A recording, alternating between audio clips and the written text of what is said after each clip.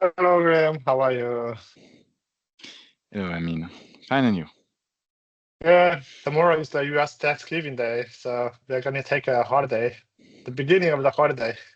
Okay, so you're almost at a pleasant moment. Yeah, we got lots of things prepared.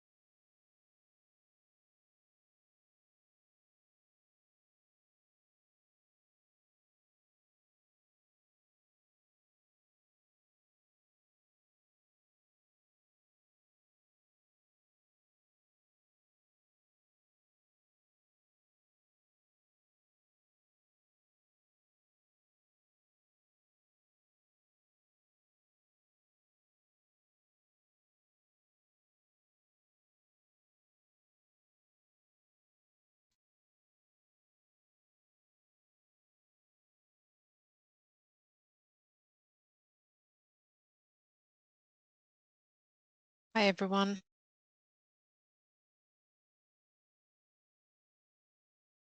Hello, Nicoletta. Hello.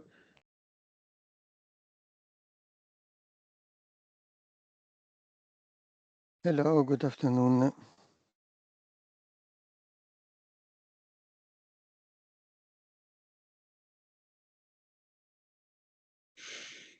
Hello, Carlo.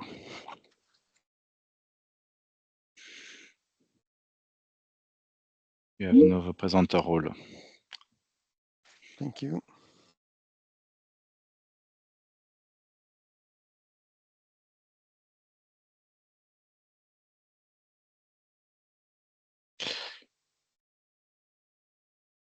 Hello, Benoit.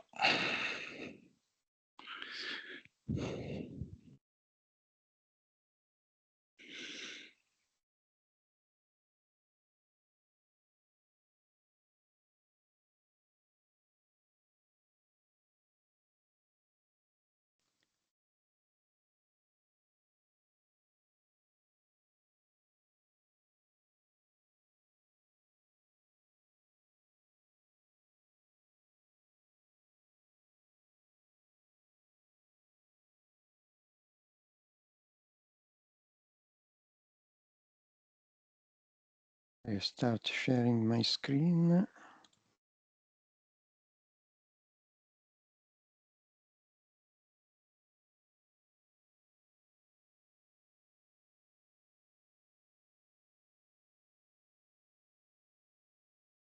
Can you see my screen?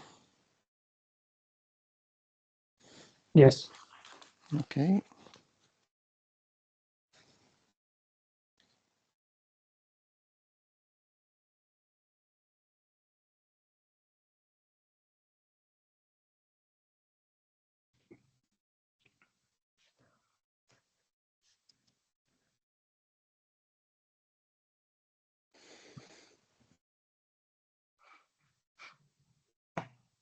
Hello, Tim. Good afternoon, everyone.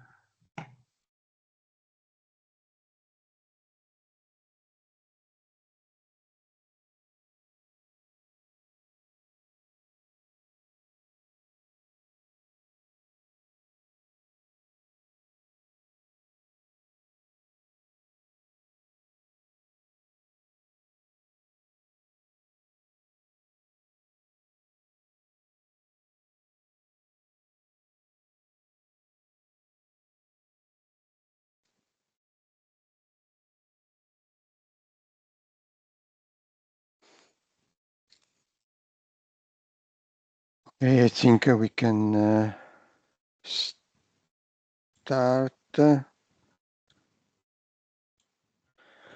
Welcome to this 65th TSC. Let's start with the participant. From the voting member, I see Team, Orange, Telefonica, Nokia, Vodafone. I don't know if I miss anybody else. In any case, we have the quorum if needed for any voting. And beside the voting participant, I see Red Hat, SUSE, Linux Foundation. Am I missing anyone else? It seems not. I remind that we are following the Linux Foundation policies. Regarding the next TSC, it will be in 2 weeks on the 10th of December. And we propose to not to have the TSC meeting on the 24th of December. I don't think we would have a great participation. And so the idea, the proposal is to have the following one on next year on the 7th of January. Is this okay for everybody? Is there any objection or different proposal? Okay. So moving to the general news, today we are going to have a presentation with the focus on Workgroup 4 on sustainability of Kubernetes Autoscaler evolution. And I would propose to have this at the end of the TSC after the update from the different working groups. And if needed, we could have some discussion on the first TSC next year on the Sylva framework. But I think that there is an ongoing discussion between the different work groups, so we will see if it will be needed. Regarding the governing board, we had a board meeting a couple of weeks ago, and I think it's important to share the information regarding the technical priority that has have been agreed and prepared by the board. You can see here the topic that have been highlighted by the boards. So deployment and simplicity focus, including requirements for a use case that can be deployed, for instance, high availabilities, egress gateway, nested Kubernetes cluster, multi-tenancy storage. Then another important point is the revalidation of network function previously validated with the refreshing approach for validation. And also to expand the testing to include AI, edge and run application, and security specification, focus on advanced security features, a request for Workgroup 6 lifecycle management to propose a referent, to prepare a reference implementation, and also to include new Kubernetes implementation inside the Sylva stack. These are the main topics that have been identified, and I think it's important to share it in the TSC and in the whole community, so they will be in the minutes of the meeting. I don't know if there is any comment on this. No, just this input is valuable when we are doing the roadmap to ensure that we are addressing these topics. So Sure. We know that we have the support of the board also. Okay. Regarding the governance topics, you know that we are in the election time period for the TSC co-chair, and it was announced during the last TSC a couple of weeks ago, and we are still in the nomination period that will end the day after tomorrow. And after this, during next week and for 2 weeks, there will be the voting period, and in mid-December, the election of the new 2 TSC chair for next year. And they will start the co-chairmanship of the TSC with the first meeting on the 7th of January. Okay, this is all for the general information, and I would move to Workgroup 1 update. So please, Mathieu. Hello, everyone. So we still focus on what is missing in 1.6 in order to tag it. We keep the date of the 17th of December for the GA for 1.6. And I copy-pasted the list of features we'd like to introduce in 1.6. Most of them, of course, are well advanced, but still work has to be done for them to be well, to be finished. We can go into the details if you want, but you can ping me if you have questions about them.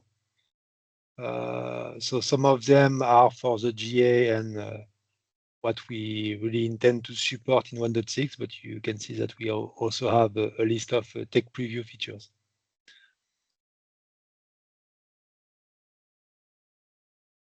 So any question about that list?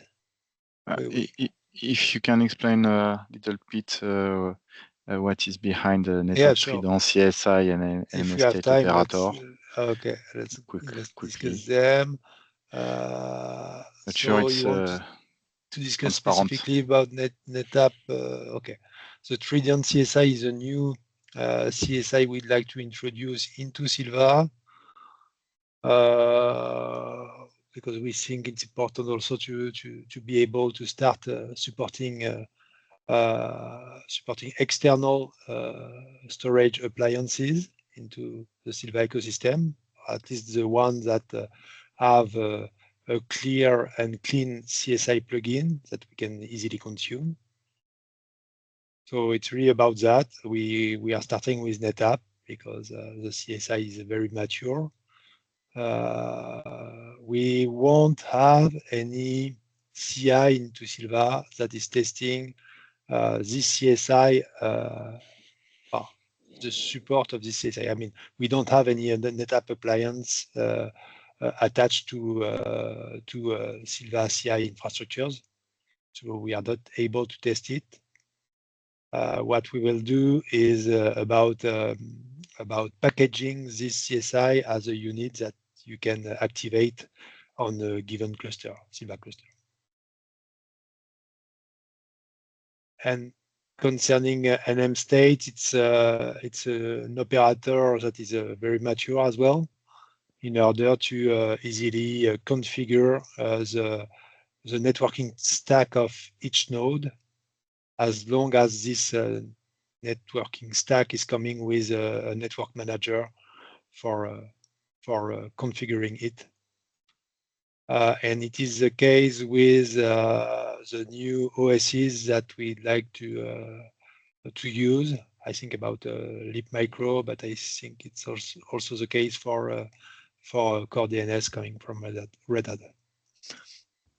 So again, take preview here, and for this NM state operator, it goes along the introduction of a Leap Micro OSs into the Sylva ecosystem. Immutable OS. Thanks. Just a question regarding the support of NVIDIA GPUs. Is this for specific NVIDIA models or general support? The ones that we intend to support or test in our lab are, I remember some 200 and 400 or something like that. I don't remember the exact name, sorry. Okay. But no you problem. can have details of it in the attach issue. Is your Okay. question, Carlo, is it vendor neutral? No, it's not vendor neutral. But if AMD have some GPU that they can share to us and we can work together to integrate into Sylva, you are more than welcome. Mm-hmm. Okay. Was it your question? No, I was interested to know in particular if there is a specific models for NVIDIA, okay. But I agree with you that we have to be open to any model, any vendor. Yeah, that's related to questions. So mostly the GPU we divide into kind of 2-3 ways to install. One is pretty much mounted on the as a kind of socket, right? Like a CPU. And then the other one is a PCI adapter and then other attached devices, right? So I think we are talking about the PCI adapter GPU card to support in this case. I just want to make sure. I'm not sure about it. You can look at the details of it in the related issue. This is a first attempt to explore this GPU world, because we think it will be important in the future to be able to address use cases that require GPUs. Okay, but, then what would be the process like if I wanted to get more information? Yeah, you'll have in the chat in 10 seconds. Okay. You can look at the details here, and you can ping me. I will forward your request to our specialists. Okay. At least at a range. Yeah, I will take a look at it and we can go from there. Sure. Thank you. Okay. And Kisong has no as a white stack environment as AMD processor. If you have that kind of GPU also there, we can also manage some testing. So it's open. Yeah. Thank you. Okay. So one last topic I'd like to share with you is that today in our roadmap we are targeting Sylva 1.7 for May 2026, and we think it will be an opportunity to catch up on Kubernetes releases by introducing 2 versions of Kubernetes in that Sylva 1.7 release. So 1.34 and 1.35. Every required artifact should be available by then, by May 2026. And we are very late in Kubernetes adoption. So I think we will try to do that. We all need to agree about it. We can come back on this discussion, but it's not. I don't ask for any decision here. Please consider the impact it may have for you, and we can decide about that point in next TSC meetings, along with other roadmap updates, I think. You mean that with the release 1.7, it will be possible to use either 1.34 or 1.35? Well, version? I think we would deprecate 1.31 and 1.32 and support 1.33 that is already supported with 1.6 and add the support for 1.34 and 1.35. Okay. And when you are mentioning those versions, is it on workload cluster or also on management cluster? Just to clarify. Management cluster would be in 1.35. Okay. You can choose, but the one we would test would be 1.35. And workload cluster, you can pick and choose between 1.33, 34, and 35. Okay.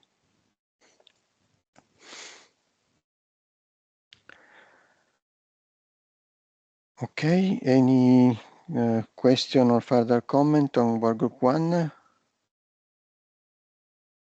If not, we can move to workgroup 2, the validation center. I think Guillermo is here. Yes, I'm here. Thank you, Cardo. Hello, everyone. Okay, then regarding working group 2, what we are doing and what we have done is that we had a meeting with the new framework working group to work together to define the interaction between both working groups. The idea after this meeting is that everything defined there will be provided as input for the new subgroup that we have created within working group 2. That is the one in charge of flavor validation. That currently we are progressing on it. Moreover, we have that Open Nebula is about to complete the process of building its first validation platform. Currently, they are validating the 6-win BSR over it, and right now they are in the last stage of this validation on the platform service software upgrade, the issue. Additionally, we have that we are working together with working group 3 in the definition of requirements to implement role-based access control supporting Sylva. In here, we have scheduled a couple of meetings during the past weeks, and we are defining a first blueprint that I think in the near future it will be proposed to be included in the roadmap for working group 1 to be discussed and change if required, change anything. But I think this is a good point to go for a more industrialized way of managing the users and the roles and the permissions assigned to them within the Sylva ecosystems in the management and in the workload cluster too, in the whole stack. So this is a new topic that is on the table that is pretty interesting, and of course, if anyone would like to participate on it, it's more than welcome to the meetings. And the last point of this section is that we have several active validations. In here, we don't have many good news because we are facing some issues in both Juniper workloads that we are validating right now. One is being validated in TEF2 validation platform that is based in OpenStack, and the other one is being validated in Aura 1 validation platform, which is bare metal. And right now, in both of them, we are facing some issues. We have the support from Juniper, and we hope that the issues will be solved soon so we can finish both validations. In here we have Mavenir validation 2 that it has been deferred to January 2026. This validation is defined to be executed in Aura 1 validation platform. So as Aura 1 is being used for the Juniper Cloud Native Router validation, and after this, I think if I'm not wrong, Aura 1 is going to be upgraded from one Sylva version to a new one. And then we are going to wait, we are going to have to wait some weeks until Mavenir does the telephony application server, if I remember well, workload is going to be validated then. And the last point is that regarding Suma Networks SDM validation, I can tell that we have stopped this validation due to the lack of resources to be able to support this activity. It is only stopped, so as soon as we have more resources from both parts, we will be able to resume this validation. And then talking about what is coming next and with the action points that we have defined, of course, the first one is to complete the active validations that we have right now on the table that are the two validation of Juniper networks. Then we are working on attracting more vendors to add new workloads on the validation backlog to start working on new validations. As far as we know, we have contacted with Titanium platform that they validated the DNS workload in the past, and they are working internally to propose a new one, and that will be the number portability workload. And we are in contact too with ZTE, that I think they will propose a new workload to be validated too from their core network. So we are waiting for both of them, and of course any other that would like to add any new workload to be validated. Moreover, we will continue working with the flavor validation criteria within the new subgroup that I have commented before. And I think maybe in a couple of weeks, I hope that before Christmas, the first validation platform of OpenNebula will be ready. So we will confirm by then that the platform is ready, and of course, it will be able to accept new validations to start being validated there too. And yeah, I think this is all. Thank you very much. Thank you, Guillermo. Any question for Workgroup 2? If not, I would quickly move to Workgroup 3. Yes, hello everyone. Hi.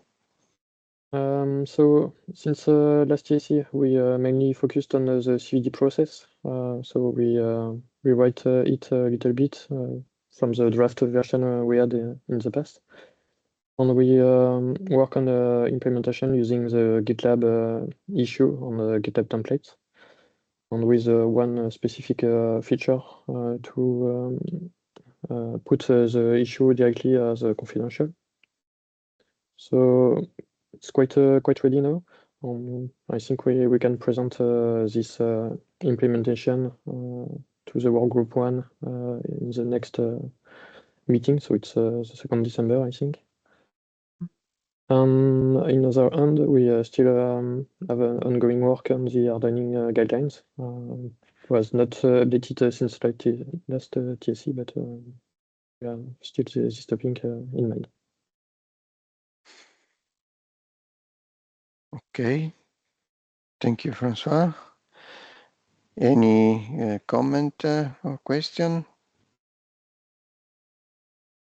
Seems not, so let's move to Workgroup 4. Wamin. Yeah, so the since last week, the most of the work is just wrapping up the green dashboard release, and with the release notes update, focus on the bare metal experimentation. So that's what we have. Also looking forward for the demo. today. Thank you. Okay, thank you. And now move to workgroup 5. Julie, are you describing it, or who will? Yeah, I'm doing thank you. it. Okay, so hello guys. Thank you for joining. I have several points I want to mention with you. The first one is that the next Sylva Dev Day will take place on March 27, so on the 27th of March. So it will be a Friday.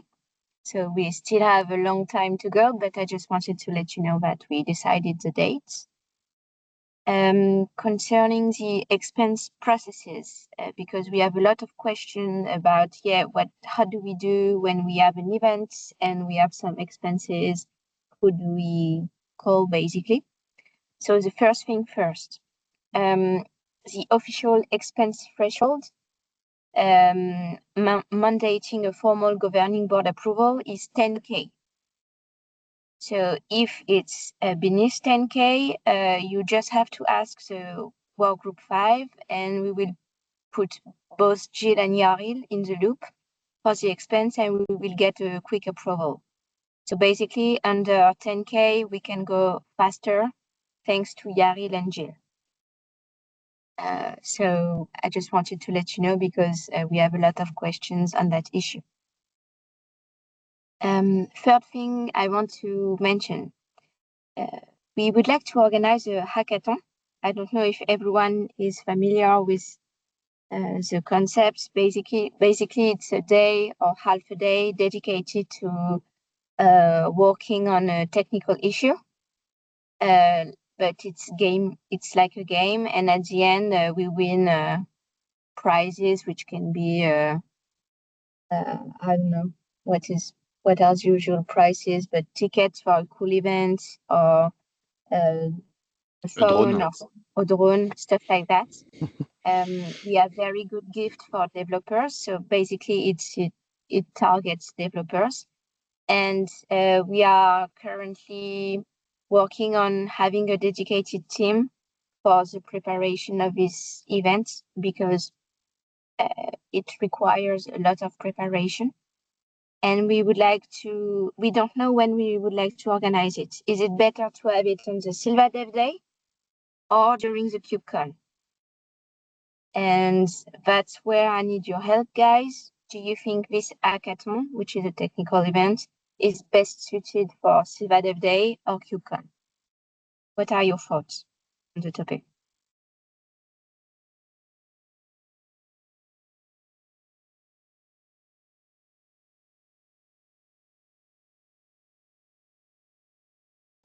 I don't know if the participant to the hackathon could be involved also in the Sylva Dev Day. Then I don't know if it is a good idea to have together, or if it could be a good way of sharing the results in the community.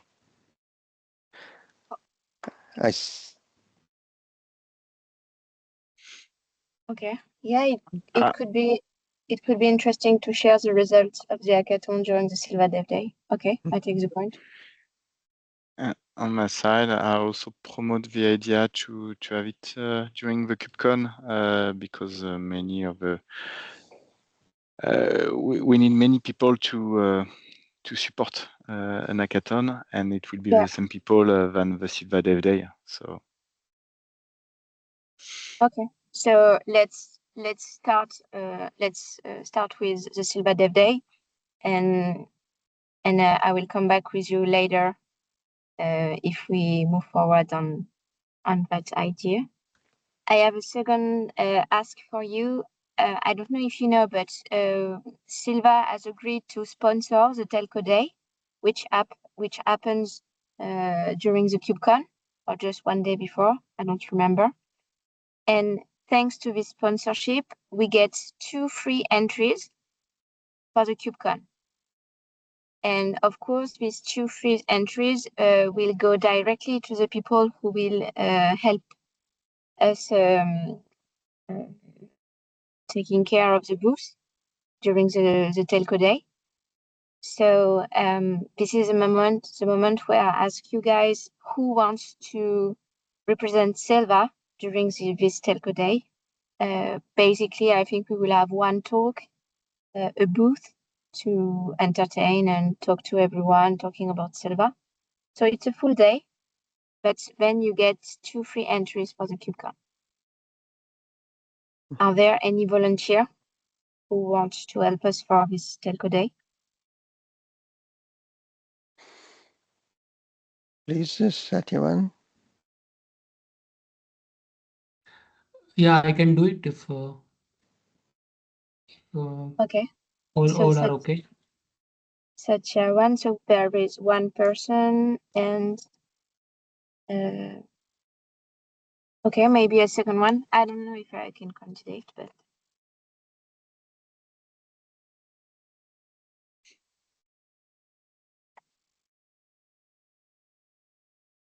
okay, so one person for now, and we will see in the future if you have someone else.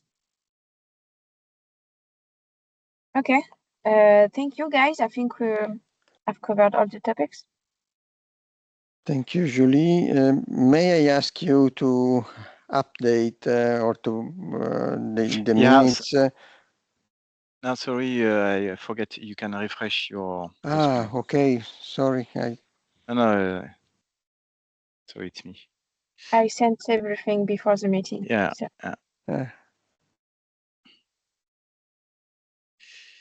Okay. Here it is. Sorry, I didn't refresh. It's me. Okay, good. Okay, if there are no other comments, I would move to workgroup 6.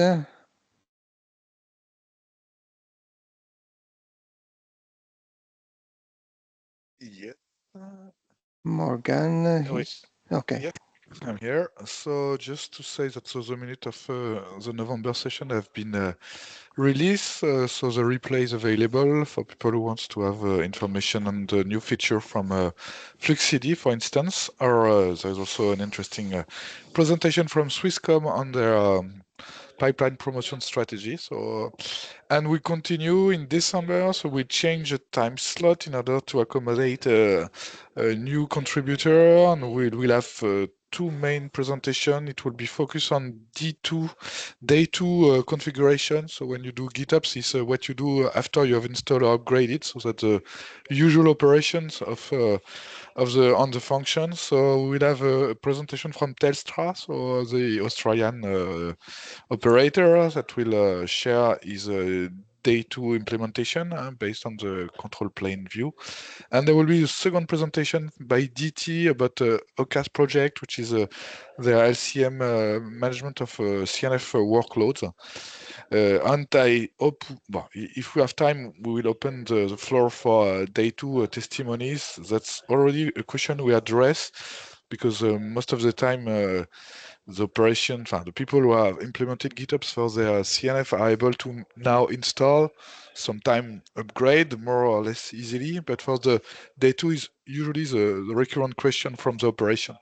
So depending on the CNF, we all have testimony and feedback on some experience. And we already start sharing, but as it will be focused on this topic, I think it's a good occasion to continue on that.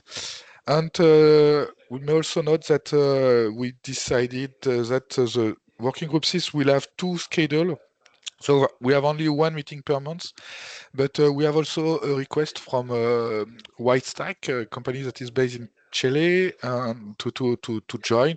So we will also plan in January an agenda that will suit their time schedule. So it would be not possible for our colleague in Australia, but it will be possible for Chile. And the topic is already selected. It will be more on the CNF packaging and the supply chain. We already also initiated the discussion and create a guideline on that. But yeah, the idea is to continue on that and maybe discuss what Whitestack did with the use of the Sylva unit to package the CNF. and all this feedback. So it will be in January, the third Thursday of January, but not the same timetable. So you have to be careful and go to the working groups website to know the time schedule, because it will alternate from 8 a.m. to 2 p.m. on the third Thursday of the month. Okay. Thank you, Morgan. I think it's a very good idea a good way to involve also participants from other continents. I think it's very, very useful. Any comment or question for Workgroup 6? If not, I don't think that we have any update from Workgroup 7, that we'll have the meeting tomorrow. So during the next TSC, I think we will have an update on Workgroup 7. And I think we have 20 minutes now for the presentation from Workgroup 4, that I hope will be enough for the demo presentation. I don't know who is going to make the presentation.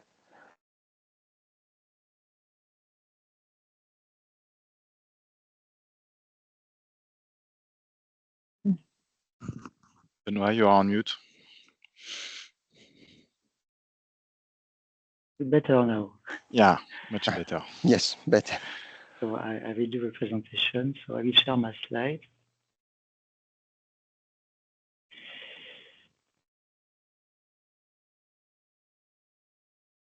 Can you see them? Yes. So first of all, thank you for inviting me to the TSC. It is an opportunity to present a feature that I would like to propose to the Kubernetes community. I called it backups. So indeed, it's an optional parameter that I propose in addition to the existing parameters to the Kubernetes horizontal pod autoscaler. And the idea here was to present you this feature because I think it is interesting for telco operators because we have some, I will explain it a bit later, we have some workloads that use protection schemes. And so this feature should be convenient for them. So at first, I would like to introduce the context. So as you know, Kubernetes proposes a self-healing feature that enables to restart a pod on another node if a node is failing. And the main time to repair the pod is usually several seconds, or it might be also a little bit higher. So this is convenient for web server applications, but for telco applications like mobile network CNFs, for instance, it's not so good because for the control plane, for instance, we prefer to use a 1+1 active protection scheme that enables to reduce the interruption time to have so to be sure that the service will be active at any time. And for the user plane, for the 5G user plane, for instance, we prefer to use nominal backup shared protection. The reason for that is that we have high bandwidth, and we prefer to have a shared protection to reduce the capacity of for the protection. So with this, the shared protection consists in deploying some additional pods that are already active when a node fails, and you just have to switch over the flows from the failing pod to the already active pod, and this should shorten the interruption time because it will be only switching flows, and then you will have more time to restore the pod somewhere else. So I think we should achieve a sub-second switch over time, and hopefully it could be relevant for our verticals that we host on the 5G user plane. So protection induces some overhead. If we consider, for instance, shared production with only one backup pod, indeed, the number of nominal pods that we can set up inside this protection schemes depend first on the pod availability. For instance, if we have a pod with 3 nines availability, we'll be on the blue line here. And it depends also on the availability that we want to reach with your protection scheme. And if you want to have a 5 nines, for instance, then you will have to set up at most 4 pods in your 4 nominal pods in your protection scheme. And as you can see here, so the unavailability decreases when the number of pods decreases. This means that you could, in order to reduce the resources, the amount of resources, use the horizontal pod autoscaler and to reduce the number of nominal pods when the traffic decreases. And this will have a positive impact on the availability, so it will not impair it. So it's a flexibility that should be interesting for these protection schemes. And the problem today is that Kubernetes does not take into account the amount of backup pods that we would like to set up when using the HPA. So my proposal is to add new optional parameters. So the legacy parameters are, for instance, the minimal number of pods that the HPA should deploy, the maximum number of pods, and also the targets, which is a ratio of the reserve capacity at which you want to switch to add or to remove a pod according to the traffic evolution. So my proposal is to add an optional parameter called backups. For instance, here I set it to 1. And if you look at the picture below, I represented the average CPU usage of a pod, depending on the service load. So here it is the total transmit bandwidth by an engine server, for instance. And so you can see the evolution of the average CPU usage depending on this load. And you can see on the green lines, the behavior of the HPA with a backup capacity set to 1. At first, you have 2 pods, and you switch over to curves with 3 pods when your capacity is about 50%. When you have 3 pods, you switch over to a capacity of 4 pods when you are here at 66%, and so on. So here we have a good behavior that takes into account the backup capacity. And if we want to understand what is the improvement that we have in energy efficiency, we can compare it with the situation that we have today. So we do not use the HPA for such protection mechanism. So we are on the reference line here, the white dotted line.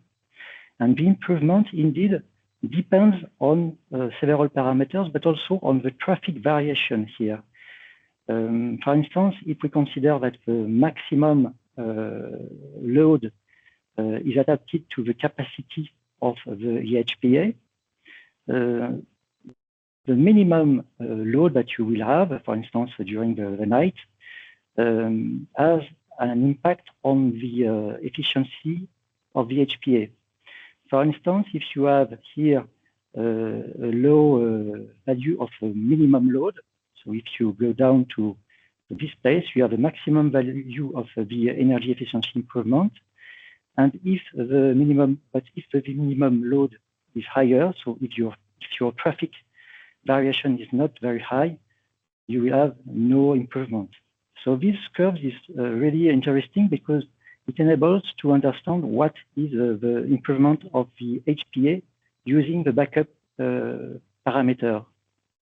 If you did not use this additional backup parameter, so if we keep the legacy HPA, and if we try to use the target parameter instead, for instance, by setting it to 50%, So you could try to have the same behavior. So here you will have some variation of the number of pods, but you can see that the decision to add a pod is always done at 50%, according to the target value here. And it is not so efficient as the improvement that I propose, because first, the energy efficiency improvement is lower in value, but also depending on the minimum value of your load, it could be also so the improvement could be null here at values at minimum values of 50% of the maximum value. So I just scroll back here. This is the improvement that you have with the new backups parameter, and here the improvement that you could have using the legacy HPA. So you see that there is a difference between the two curves. So what is the impact of the HPA with this new parameter? So it's quite small on the Cube Controller Manager. So here, since I propose a modification of the HPA, so we just have to consider to check if a backup parameter is set, and if it is set, then it will be taken into account by the controller. So it's the only impact on the controller. Then you have to modify the APA to add an optional parameter. So this is classic. And the other modification that is interesting is in the printers.go file that describe what the command kubectl get HPA should return. And indeed, I modified this file to be able to monitor the evolution of the usage, the CPU usage, for instance, and as compared to a dynamic target that depends indeed on the number of pods that are instantiated. So this is interesting because you will be able to monitor properly the evolution of the load according to a dynamic target. So to summarize the benefits, so this ensures you can ensure by this way that a given number of backup instances are always available for protected workloads. You maximize the energy efficiency up to the theoretical optimum, since you consider the number of backup pods when doing the HPA. You expand the coverage of the HPA to traffic that never drop to zero. As I said, it depends on the minimum value of the service load. And it offers also target monitoring for different types of metric of type average that depends on given capacity that has been reserved. So the only drawback is that you have to modify a little bit the controller behavior, but this impact is very small because it is occurring only when you set up this optional parameter. If it is not set up, the controller will behave as before without any modification. So today I already presented several weeks ago a demo of this improvement during working package 4 sharing meeting. And so the idea, and also today, is to find some sponsors among the operators, because I would like to have to be supported by other companies that find this feature interesting. And so I already have the go from the IPL, so intellectual property and licensing division of Orange to give the code to Kubernetes. But at first, I will raise a Kubernetes issue. So maybe in the beginning of December, I will do so. I just have to check some last things before doing that. And then it will follow if hopefully the normal process of adding a new feature. So I just I did not present you the demo indeed. I just presented you the feature. I don't know if we have still time to do so. It is about 2 or 3 minutes.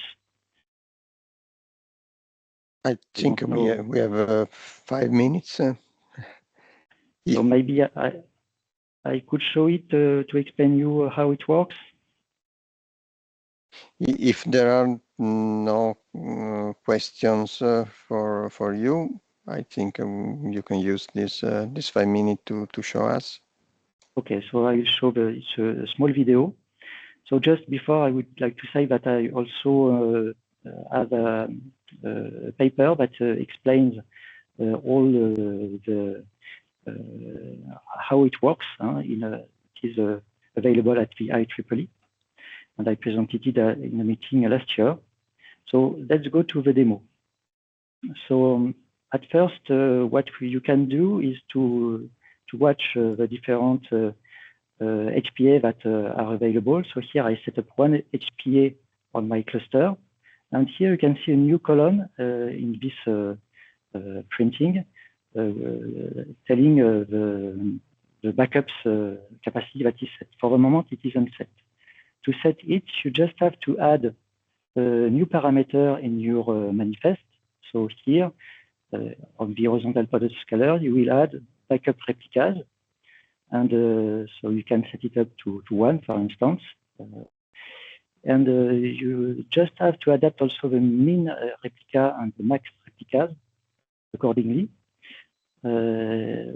because it is interesting indeed to really monitor the number of pods that are deployed, keeping the same philosophy as before.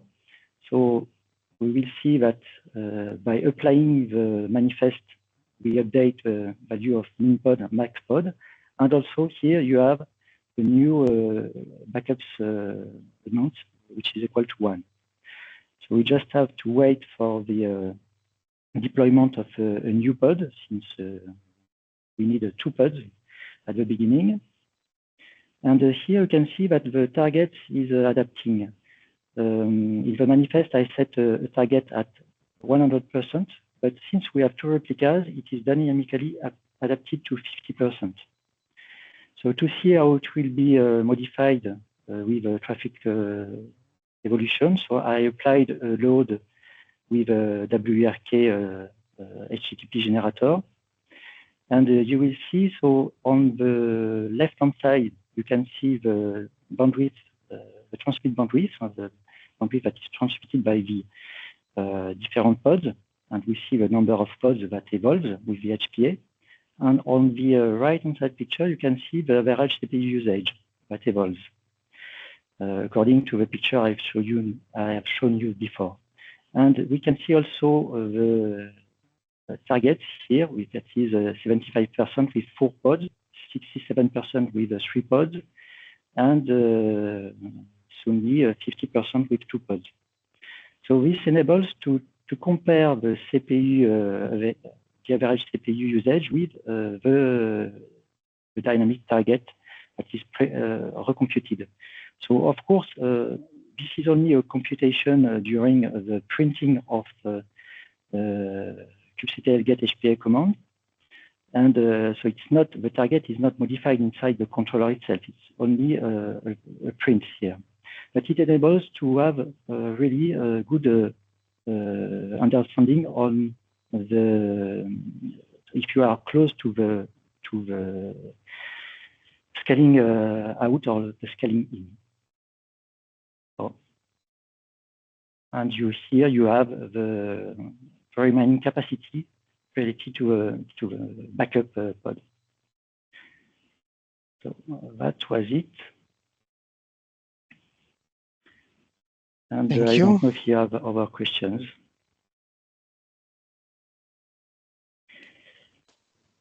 Is there any question, any comment? A comment on my side, you mentioned support of operators. I think it can be also support from IT vendors because some company are core reviewer of Kubernetes. So,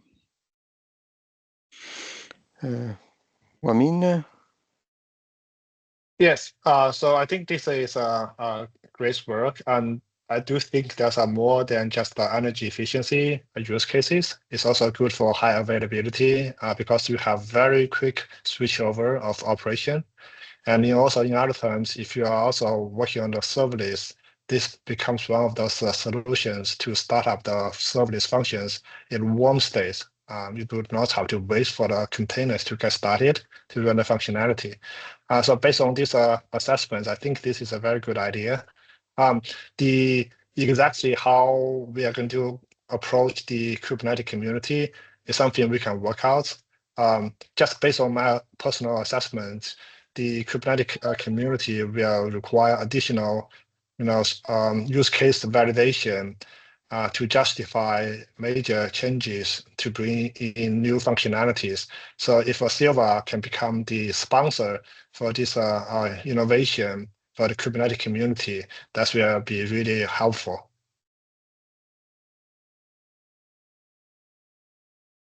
Okay.